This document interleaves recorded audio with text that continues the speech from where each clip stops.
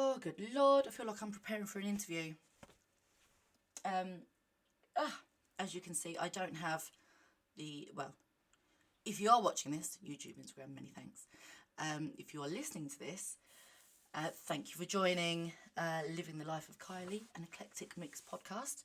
I called it an eclectic mix podcast because I don't really know if I fit into any, or I didn't, I should probably say, know if I actually fit into any particular category of thing, if that makes any sense at all.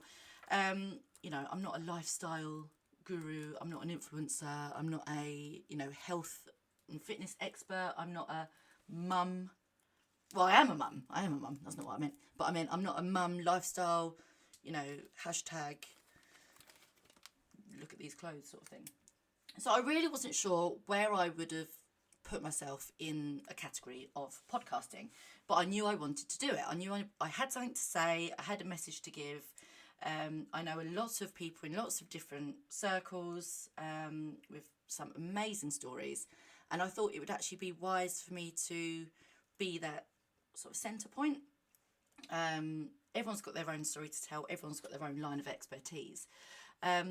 So I launched the podcast in February, and then I kind of just forgot about it and put it on the back burner and lost interest, lost confidence. I set up the whole thing. I've been paying £20 a month since then, and it's now December the 2nd, 2022. So I think I needed to take that time because I didn't really know if I had anything in particular to say.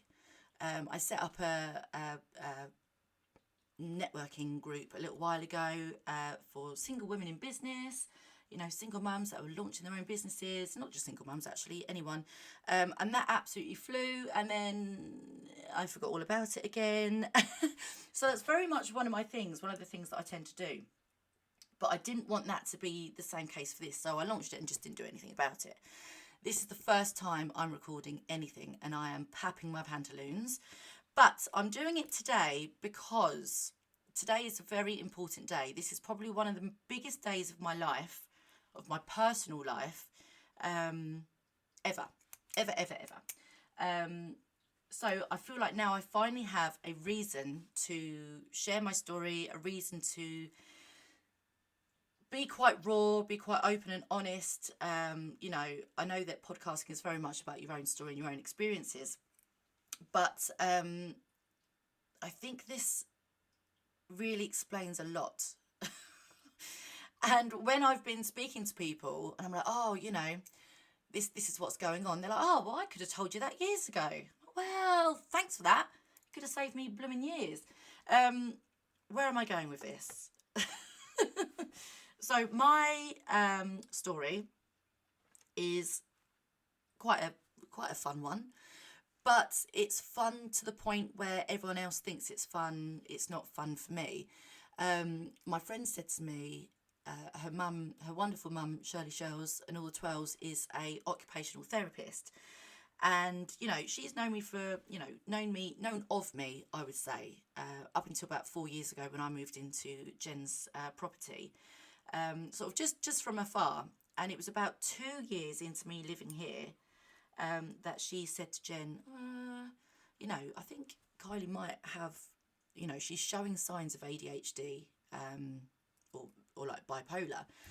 And as soon as Jen said that to me, and bless her, she took a long time to build up the courage to say that, because if you can imagine saying that to someone and they're going, what? No, it's just the way I am. It's just my personality.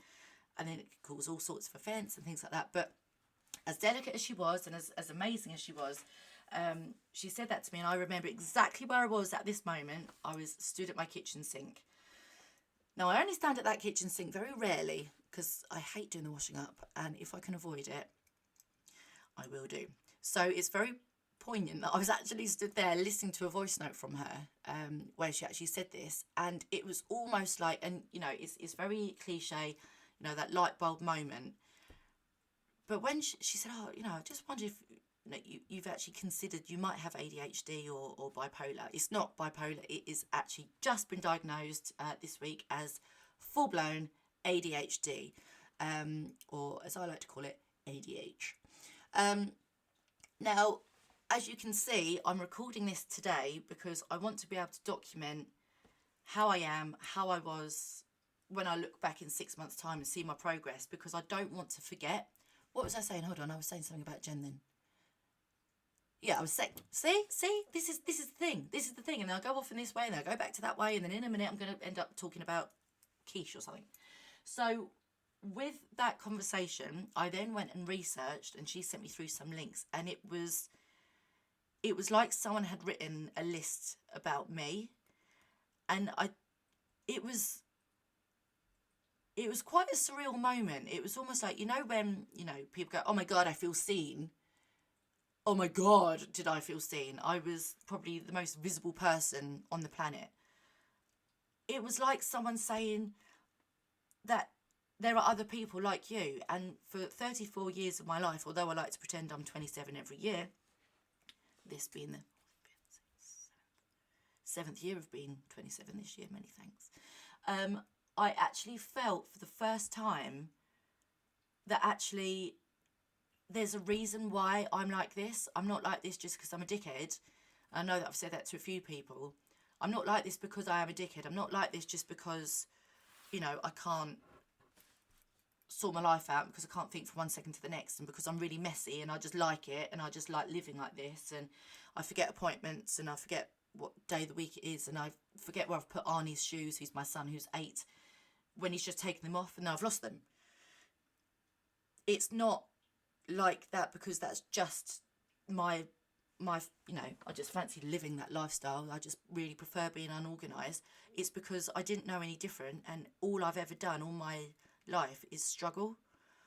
But you don't know you're struggling until someone says, oh, actually, you're showing signs of ADHD. You just think this is normal. You think everyone's just as busy as this, in their head and in their motion and in their lives, and doing from one thing to the next, and impulse buying, and they're not just going to Poundland with £5. If I go to Poundland, I've got £5 in my bank account, I will spend 89. It's literally as cutthroat as that. And then I'll just go, oh, that's all right. Oh, that's all right. Oh, it doesn't matter. Because I get so much enjoyment for that split second of going to the till, bagging up all my sweets and my, blooming toilet roll holders and my chicken soup maker that's in the Tupperware box of 5. And I don't need any of that stuff. But because I don't release those dopamine levels anywhere else within my being, I have to go and find them elsewhere, and they're short, sharp bursts of happiness. Which then explains perhaps why I am so, well, actually it does explain. When I had my first consultation on the 23rd of November with this amazing lady, she did explain to me that although I am suffering with ADHD, I'm suffering with a really high level of emotional, psychological trauma that is having a massive impact on the ADHD. So it's almost like I'm in like a cog, like 2 different cogs, and one turns the other and one turns the other, and I just can't get out of it, because without one I won't have the other, and they're both what I'm used to. So I will go into more detail with that at some point, but I wanted to really document my journey from this point forward. I can talk the hind legs off a donkey about, not that would be very nice, cruelty to animals, it's not my thing, wouldn't really be as erratic as I am now. I mean, I can see how erratic I'm being. I'm probably sounding at this moment. I've got 1,000 different things going around in my head at the minute. One of them is, are you sure you really want to be sharing this? And yes, I am. I am sure I want to be sharing this. I set up a tiny weeny little Facebook group on my personal Facebook. I sort of said, oh, this is what's been going on, and I've had a really lovely response from so many people, but also so many people that are actually in their 30s saying, oh my God, that is the same as me, I've just been referred. But unfortunately the wait list where we are in Kent, and obviously up in London, actually all the way around the blooming country, is, you're looking at 3, maybe 5 years, and that's not something I could do. I was very lucky to have my parents. Once I explained to them what the symptoms were and what, it was supposedly going to be diagnosed as. See, I can't even get my words out. Once I'd realised that, and then I was able to speak to mum and dad, it's almost like they were able to go and do their own research and go, yes, it makes perfect sense. So I went through like a really bad time. I think part of it was, oh my God, that's amazing. I feel like I've been awoken from this dark, gloomy doom of, nothingness, which I just accepted as who I was. Why can't I do this? Why can't I just do this? And the frustration was so much more than I even gave myself credit for dealing with. I just accepted it. But once I'd done that and I was able to explain to people and I was able to do my own research, that only took me so far. That was fine. I knew that. Good. Got it. Sorted. Right. That's exactly what it is. Weeks would pass, would go into months, and having that knowledge alone wasn't enough for me. It wasn't changing my life. It was almost giving me an excuse. I was almost going, well, it's the ADHD. It's the ADHD. There's nothing I could do. It's just me. It's just the ADHD. And as much as you can forgive yourself, you still aren't getting stuff done. You're still not living life. You're still not actually, you're just existing. You're just in stagnant water and you're not able to get out of it. So I had like a big old episode and I just wasn't able to cope. I just couldn't. It frustrated me more that I had this absolute clear as day diagnosis in my own mind that everyone could see, but I wasn't formally diagnosed. So it just sent me into an absolute spiral. The overthinking started, the hoarding, the impulsiveness, the compulsiveness of being obsessed with,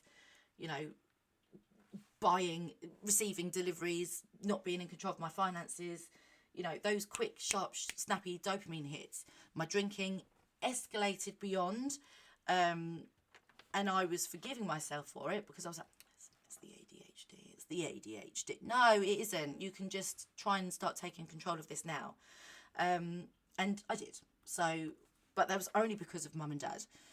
If it wasn't for them, I'd still be very much stuck in the system.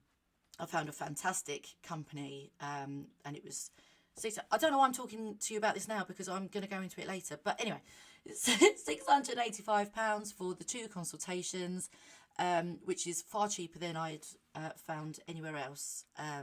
Some of them were like £1,250 and then £200 per consultation after that you have to have every month. And that part I think is quite standard, but the initial price was just like, no, essentially. So I put it off and I put it off and I put it off. And then I just came back to mum and dad and I was like, no, we need to do this because it was affecting my life. It's affecting my son's life. It's affecting my social life. It's affecting my friends, my family are obviously very much aware, but it was just getting too much. So I did the assessments and I'm pleased to say delivery by DPD. Oh, hide the address. Actually, if you want to send me any gifts, prizes and money, please feel free to do so. If you are listening on Spotify, send me a DM and I'll send you my address. Oh, hello, look. There's a little kitten. Oh, God. Oh. Toot. So I had a call this morning with my wonderful friends Patrick and Randy, and they were saying to me, if this works for you, amazing, embrace it. If it doesn't work for you, it's okay. There's always going to be other options, other ways of doing it, other ways of coping. It isn't like a life sentence, but, to be able to acknowledge and take control is actually something which is, good, I think. So I said, right, well, my medication is at home. I've spoken to a few people in this Facebook group who I've invited, and they are all very much showing the same signs of the ADHD as myself, going through the same struggles. They've been referred, they're waiting, they're stuck in the system, and it really isn't there is no, in my opinion, I don't think there's anyone to blame for that. Just perhaps that our generation was so lost. And when I mean generation, the average age of a lady to get diagnosed is between the age of 36 and 38. I think that's the time when perhaps our levels sort of level out. Perhaps we get into motherhood, we get into like perhaps our careers, and we are so used to existing on that high functioning anxiety that we don't know any different until people start going, actually, let's try and see things differently. Let's try and work a different way around it. Let's try and see if we can help you. And by helping you, I think it needs to be done in a X, Y, and Z way. What was I saying? Do you see what I mean? You see? And this is why I wanted to document it, because this is one voice that you hear. This is the one voice. And if you're still listening, 15 minutes, 50 seconds into it, if you're still listening, thank you, because I can't imagine this is easy to follow. I can't imagine. I bet some of you must have just turned off and gone, whoa, let's just, listen to that on slow motion. Or maybe just read the transcript. So thank you very much if you are still listening. I'm exhausted, but I'm going to unbox this medication. So it was sent to me directly. I've never done unboxing before. God, I'm such an influencer. Okay. It does say thank you inside. Would have been nice if it was a bit more personal. Oh no, it does say my name. Hi Kylie, thanks for this, blah. Hashtag. Right, so these are called Alvance Adult. They're 30 milligrams. They are advice for drivers, see leaflet inside. God. So, interestingly, I know that the Tommy and Georgia baby steps, or Georgia and Tommy baby steps, I can't remember how it goes. My mum was watching it last night and she said, Kylie, you need to watch this. It makes so much sense. And the experts. But I was already watching something on Netflix called Take Your Pill.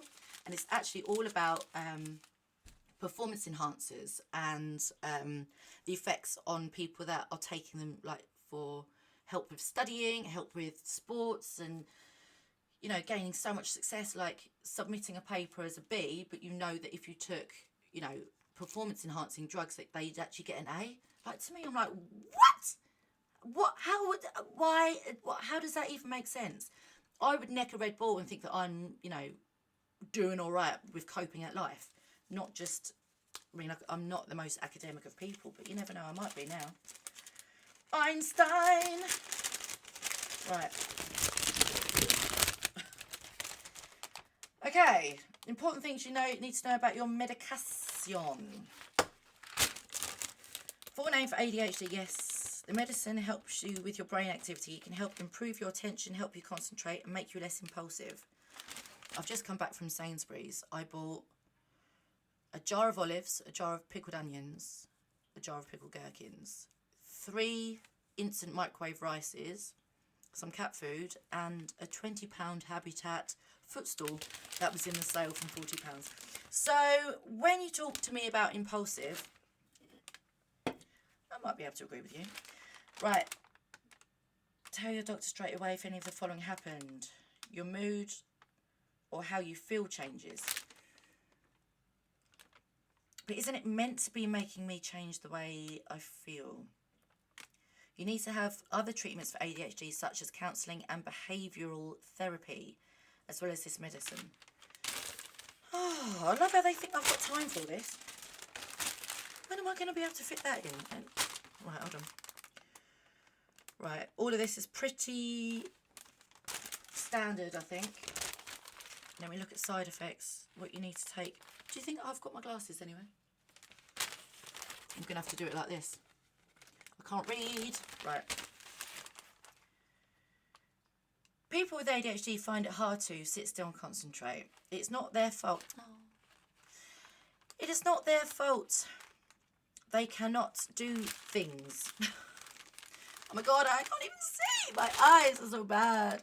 However, ADHD can cause problems with everyday life People with HD may have difficulty reading, apparently, working, learning and relationships, and have low self-esteem. Right. I don't think I've got low self-esteem. I feel like I'm quite esteemed. I perhaps have probably a heightened sense of esteem because I'm trying to overcompensate for perhaps something that I am a little bit insecure about. Now, I'm only saying that for the first ever time. I don't feel insecure. I'm not a jealous person. You know, come and go, not bothered. If I'm in a relationship and it ends, ciao mein, I'll see you later. Not bothered. I don't come calling back. I'm not interested. I'm not always looking for that reassurance.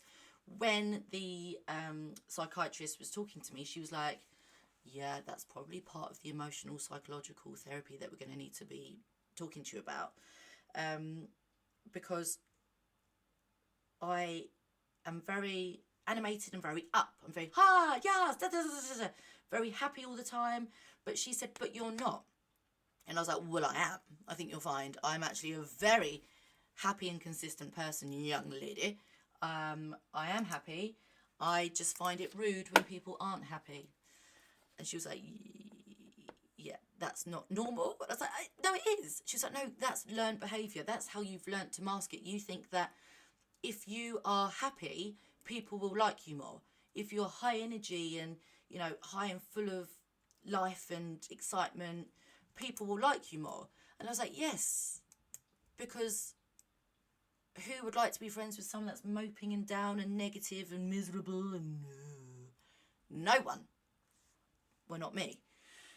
So she said, yes, but you're overcompensating because you can't naturally generate those lows. God, where did I go there with the accent?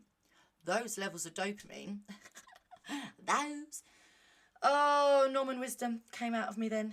Oh, because I can't regulate those levels, I almost have to pretend. And by pretending, I overcompensate. And by overcompensating, I burn myself out. So, you know, if we went on a girls' holiday. It was my best friend's Hindu years and years and years ago. And it was so much fun. I had the very best time. But by the time I got back, I couldn't talk. I had no voice. I had no energy. I couldn't do anything because I'd physically and emotionally burn out all of my levels. Because it takes so much to artificially create this energy all the time.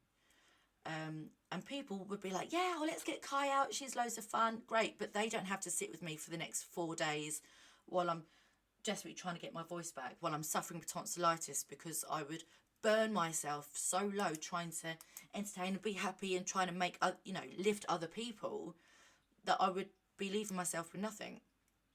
The nothing is the level that I had anyway. So it's been quite an awakening time for me to actually recognise that and look back all the way through my childhood and be like, yeah, I was like that. Perhaps because I thought if I wasn't like that, I wouldn't have any friends, or I wouldn't be accepted, or things like that, really. So it has been quite a trying time. Now, I know I need to eat with this, because if I don't eat with this, Jen is going to kill me. She's like, oh, have you got any food? I was like, yes, I've got olives, pickled onions and gherkins. So you just, you know, chill yourselves. It says I need to swallow the capsule whole with a drink of water. So this decaffeinated Diet Coke probably isn't... Oh, no. Oh, yes, it is. Decaffeinated Diet Coke. Other brands are available. It's probably not the one that I should be drinking it with. Open the capsule and empty the contents into... Oh, no, I'm not doing that. Oh, you can empty it into a yoghurt or a glass of water or an orange juice. No, I don't like mixing food, thank you. So, this is a amphetamine. So, when I'm buzzing off my tits on the school run at 8:35 of a morning on a Wednesday, don't come at me, because I need to take it in the morning. And apparently it stays in your system for about 14 hours. So, buzzing, I think, is what we're going to do with that. I am also on antidepressants called venlafaxine, 150 milligrams of that a day. But I'm not depressed. And this is why, one of the reasons why my doctor actually gave me the referrals, because she said, okay, well, we can start weaning you off them. And I'm like, no, I don't need to be weaned off them. I need to be given something else. I need a diagnosis. I need, because this is not, the only reason why I'm on these venlafaxine is because of the night traumas I get. If I forget one, you know, ADH, if you forget to submit your prescription on a Thursday, the medication still isn't ready on the Friday, surgery is shut on a Saturday, Sunday, you get it on the Monday. By the Saturday, I'm having severe brain zaps. My eyelids are sweating when I'm asleep. I'm soaking wet of an evening. The night terrors are that horrendous. They could be in an 18 horror film, I should say. It is that awful. But they all also serve a pattern of the like recurring dreams and my biggest sort of worries and things like that. So it does all make sense. But they've actually said that the antidepressants that I'm on are actually leveling me out, but they're actually not doing anything for the ADHD. And I was like, well, I could have told you that. Let me just take the doctorship. I'll just prescribe everyone because I think I know what I'm doing. Right, this medicine may give a positive result when testing for drug use.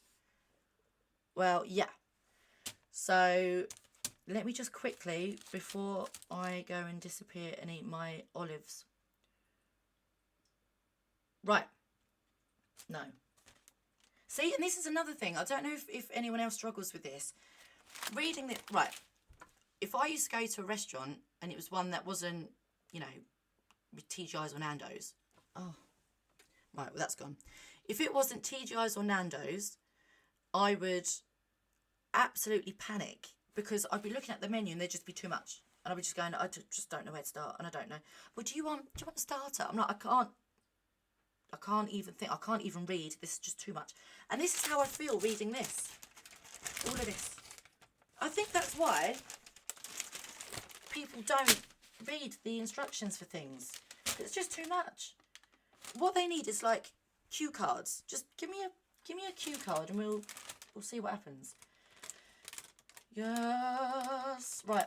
I was looking for the bit about driving.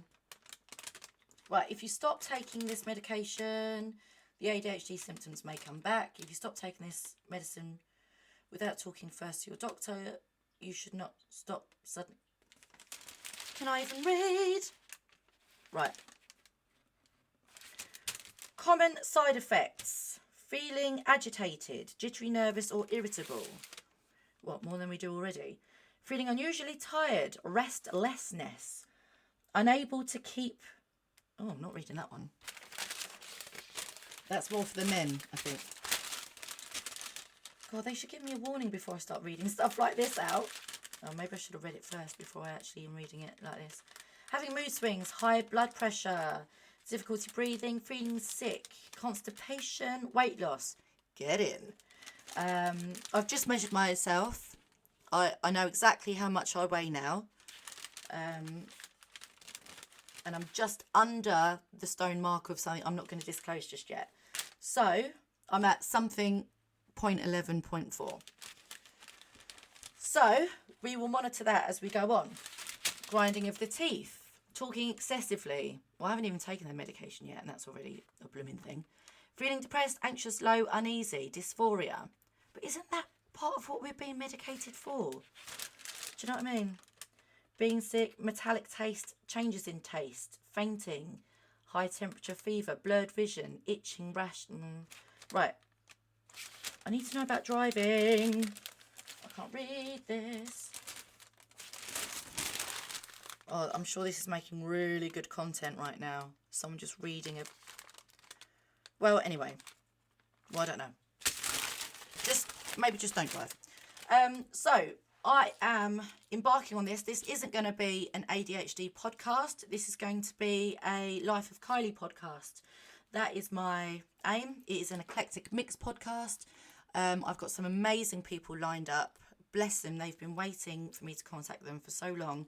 They've all said yes. And I've just gone, okay, great, thanks. Disappear into the abyss.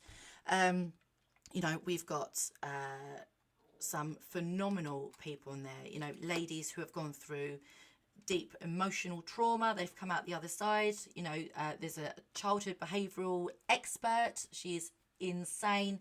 I love her. I listen to her all the time. And she's like Super Nanny, but she just gets it, which is like, I'm all about that.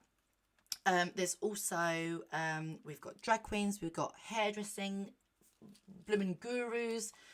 We've got friends of mine that are just going to come on and just talk about their own lives, because I don't think to be on a podcast you need to be an expert in your field of anything. Like, your story is your story, and you should be okay to share it with the universe. So I'm going to take this, my first ever 30 milligrams Elvancy, fancies, Holly Valances, and I will keep you updated. If I start recording at 4 o'clock in the morning, 2 o'clock in the morning, and I haven't been to sleep yet, then you'll know why. Thank you very much for listening. I am going to apologise for chewing your ear off, but hopefully, as time goes on, you won't be so exhausted by the end of one of my podcasts. I've been Kylie Rea. This is Living the Life of Kylie, 2nd of December 2022. Thank you very much. Ciao, main.